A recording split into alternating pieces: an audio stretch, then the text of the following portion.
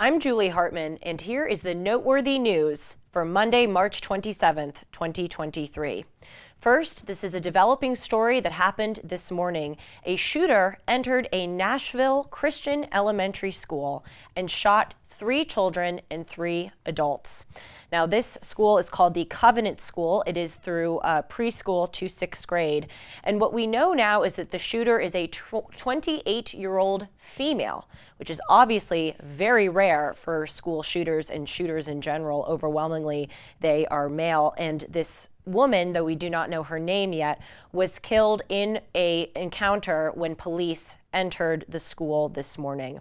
The rest of the school has been evacuated, and the news media will continue to provide updates about the death toll and more information about this individual when it comes out.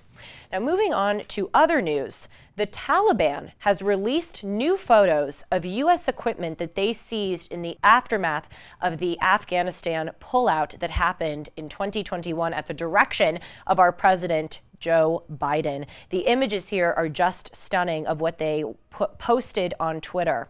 The Ministry of Defense wrote 300 destroyed vehicles in the 205th Army Corps were restored. As many as 300 types of intermediate military vehicles that were destroyed and unusable were restored and ready for use by the technical team of the Brigade of the Bader Army. That's just one of the tweets. They posted several with these images of U.S. military equipment that we left behind in Afghanistan. They also wrote on Twitter, quote, "It should be mentioned that hundreds of other vehicles have been restored due to the efforts of the engineering and technical teams of the Ministry of National Defense." The Taliban is clearly doing this to stick it to us, to rub it in that we left, some estimate as high as $85 billion in equipment that fell into the Taliban's hands. I want to give you a little bit of a background on our misadventure, our 20-year misadventure in Afghanistan, and that disastrous withdrawal initiated by our president in 2021.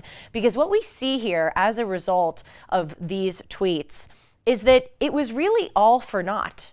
And it didn't have to be that way. We successfully overthrew the Taliban in 2002. And for 20 years, we had American presence in the region. And then when President Biden ordered for all of us, all of American and NATO troops, that is, to withdraw, the country just went back into the hands of the Taliban with $85 billion of our equipment to boot. So what was the whole misadventure for? We just were in no different situation 20 years later than we were at the start of the year 20 years before, except that we lost a lot of money, a lot of military equipment, and 2,400 American lives. So let's talk a little bit, rewind the clock about what happened. Of course, 9/11 happens on September 11th, 2001. And the entire justification for the United States invasion of Afghanistan in 2001 was that Al-Qaeda was operating and training in the mountains of Afghanistan, which is ruled, or is today and was at the time, ruled by the Taliban. Now, it's a bit dubious as to whether or not the Taliban knew about Al-Qaeda's attack on the United States on 9/11, and many have used that to say that it was wrong for us to invade Afghanistan if the Taliban had no idea that they were going to do this. Now, of course, the Taliban did know that Al-Qaeda had severe anti-American animus, to put it lightly, that Osama bin Laden, the leader of Al-Qaeda and the orchestrator of 9/11, issued a jihad against the United States in 1996. Al-Qaeda also launched that infamous bomb in the World Trade Center basement in 1993. Also, Al-Qaeda bombed U.S. embassies in Tanzania and Kenya in 1998. So the Taliban knew that Al-Qaeda was behaving in a terrorist way towards the United States, but still, the evidence does not indicate that the Taliban knew about the attack on 9/11, which was the United States' entire justification for invading Afghanistan and overthrowing the Taliban. During the time that we were there, initially the death toll when the United States were ousting the Taliban was quite high. As I mentioned, it was in 2,400 total. In the first year of the war, it was about 1,500. But if you look at the last 5 years that the United States was in Afghanistan, the number of American servicemen killed was actually quite small. The number killed per year from 2015 to 2020 was respectively 22, 9, 14, 14, 21, and 11. We talk about these things, and I know that I'm saying that those are low numbers. I also recognize that those are 22 for the year 2015 American lives, and those are precious American lives that were lost. But still, if we invaded Afghanistan and got into that entire mess, which arguably we should not have gotten into in the first place, and that was the cost of our remaining presence there to make our effort worthwhile and not allow the Taliban to come back in, then it appears with a calculation of the pros and cons that it would have been worth it for the United States to remain in the region. But when President Biden took office, he immediately said that we were going to withdraw from Afghanistan. In April of 2021, he announced that the remaining U.S. troops would be withdrawn by September 11th of that year. And he said that because we, the United States, trained the Afghan military and provided them with weapons, that they would be able to resist the Taliban taking back over without U.S. help. But the Taliban very quickly launched a military offensive, which reached the capital of Kabul, Afghanistan, in August of 2021, causing the government to collapse, causing the president of Afghanistan to flee the country. And then in early September, just before that September 11th date or that deadline, the Taliban announced an interim government and they took over. We all remember those images from August of 2021 of the United States evacuating thousands of Afghan citizens, 123,000 to be exact, who were trying to flee the country because they knew once the Taliban would take over, they would be tortured and executed, and especially those who spoke out against the Taliban during the United States stationing there knew that they were going to have their lives ruined and they were going to be killed. And it just shows what utter catastrophe and destruction came in the wake of our withdrawal. And so now that the Taliban has taken over, they're bragging about the fact that they have seized all of our money and weapons. And just as icing on the cake, our adversary China is getting closer to Afghanistan. They're getting closer to all of our enemies as of late. Iran, Saudi Arabia, Russia, just to name a few. In 2022, after the United States withdrawal of Afghanistan, China allowed the Taliban to reopen the Afghan embassy in Beijing. China has also provided $8 million in assistance to a recent earthquake that happened in Afghanistan, providing that, of course, to the victims. And in typical China style, they do this everywhere. They're doing it in Hungary, they're doing it in Costa Rica, they're doing it in Colombia and Saudi Arabia, and now they're doing it in Afghanistan. They are constructing a transnational railway across Afghanistan that would connect the country to Uzbekistan and Pakistan. And this is amazing that the Afghans are becoming so close to China because China, of course, is brutally massacring the Uyghur population, the Muslim minority population in China, which Afghanistan, as a Muslim country, should hypothetically resist, especially because they hate Israel so much, which is not putting in people in concentration camps, unlike China. But still, when China is providing the goodies, the Afghans are taking it and sticking our mistakes to us.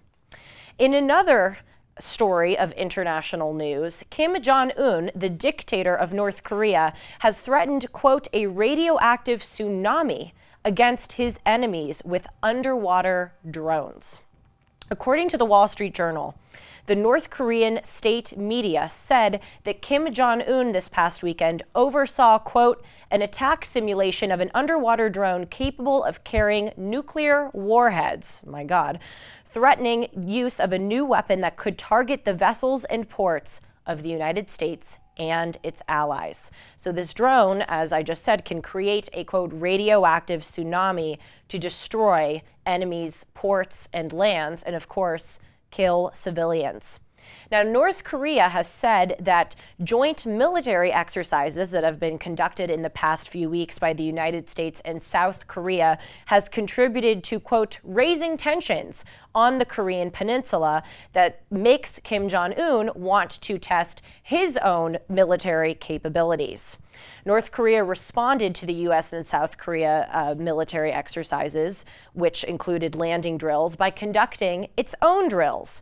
North Korea, over the past few days, fired cruise missiles to practice nuclear attacks with a mock warhead.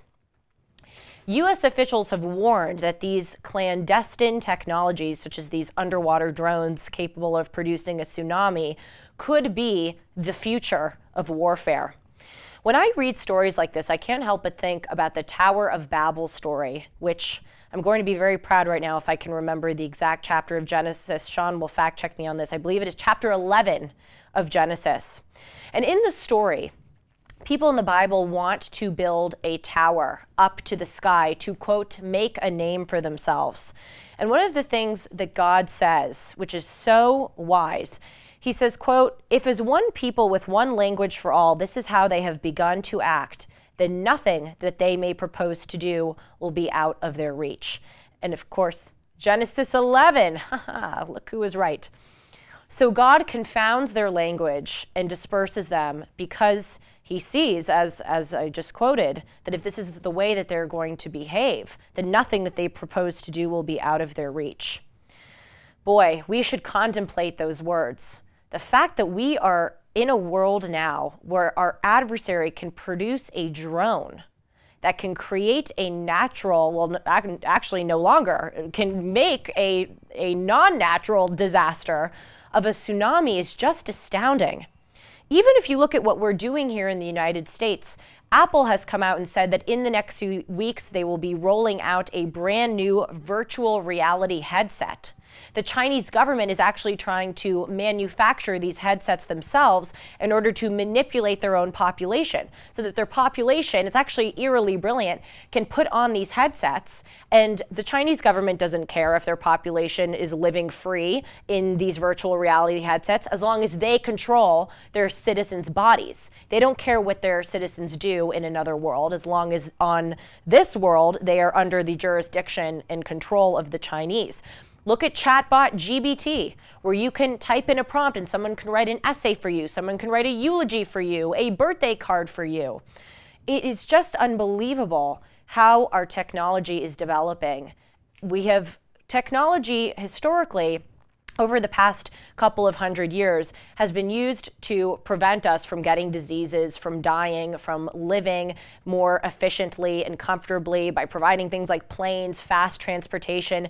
But now in our history, we're entering into this new realm where we have provided a lot of technology that has made our lives better. And so now we're going in and experimenting with these really dangerous things. Again, we should all contemplate God's words in chapter 11 of Genesis with the Tower of Babel story. And finally, speaking of money that has been wasted, I was talking, of course, about the Taliban a few minutes ago that has taken $85 billion in United States weaponry.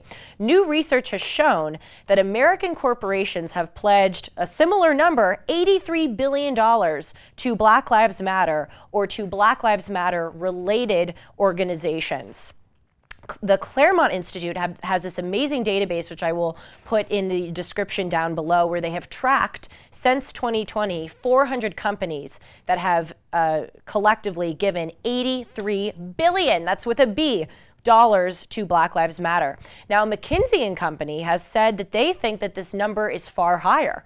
According to their research, from May 2020 to October 2022, companies pledged about $340 billion to, quote, racial equity, specifically for Black Americans after the murder of George Floyd in May of 2022. It is not news that corporations have given a lot to Black Lives Matter, but it is news that they have given this much. And I want us to pause and understand the gravity of this. This is one of the biggest corporate transfers, probably the biggest corporate transfer, to a single entity in the history of the United States. And it has transformed every inch of our society. It has changed admissions and hiring practices. It has changed our culture. It has changed laws. Yes, some argue that in the wake of the 2020 riots, though of course those riots were awful, there have been some good reforms, specifically with making certain police departments have their officers wear body cameras and practice de-escalation tactics. But for the small good that has come out of this, there has been unbelievable destruction. Every major city defunded their police departments. When the left now says, oh, well, that was just something that was toyed around with, it didn't actually happen, that is not true. Every single major city did it. Now, some of them later, after seeing how much murders went up, reversed it and refunded their departments, but that doesn't mean it didn't happen in the first place. For instance, Portland, Oregon cut their police budget by $15 million and disbanded a gun violence reduction unit that apparently, quote, over-policed black communities. San Francisco officials pledged to divest $120 million from their police department over 2 years, and they pledged plans to invest in mental health programs, and we really see how well that has worked out for San Francisco. As I recently reported, the mayor of New York City, Eric Adams, has devoted millions of dollars in taxpayer money to not more police officers, but, quote, intensive mobile treatment teams, which can supposedly be dispatched to help people do whatever, quote, they need to do, and that is a direct quote, in the community. It doesn't make any sense. And also, Eric Adams has said that he is increasing the number of mental health professionals that will go to 911 calls. Additionally, even just outside of defunding the police or specific police reforms, this has had ripple effects in other laws, most especially in California, which recently, starting January 1st, 2023, decriminalized jaywalking because supposedly that is racist. And seriously, they cited in the law decriminalizing jaywalking that it was racist to criminalize it. And they've also said that playing rap music as evidence in court, as evidence that someone may have a proclivity to violence or that they may be singing about an action that they did, that is apparently racist, and that is no longer allowed, according to California law. Shall I go on? In Illinois and in New York City, starting on January 1st, 2023, they got rid of cash bail entirely because supposedly that is racist. And even pertaining to laws that don't have to do with law enforcement, look at policies like Bank of America, which launched a mortgage lending program in which select minority communities are not required to make down payments or closing costs. This has infected every single inch of our culture. And we need to understand and know about how much money these institutions that we constantly deal with on a day-to-day basis has given to this organization that has done nothing to help Black people. Nothing. Think about it. Have there been any new schools that they have built in the past 3 years now that they have had all this money? Any new community centers?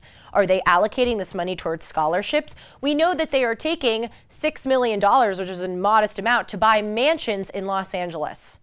What we need to do is hold corporations that are a part of that $83 billion to account, because they have contributed to this awful organization which has behaved in ways that are totally antithetical to what they claim to care about.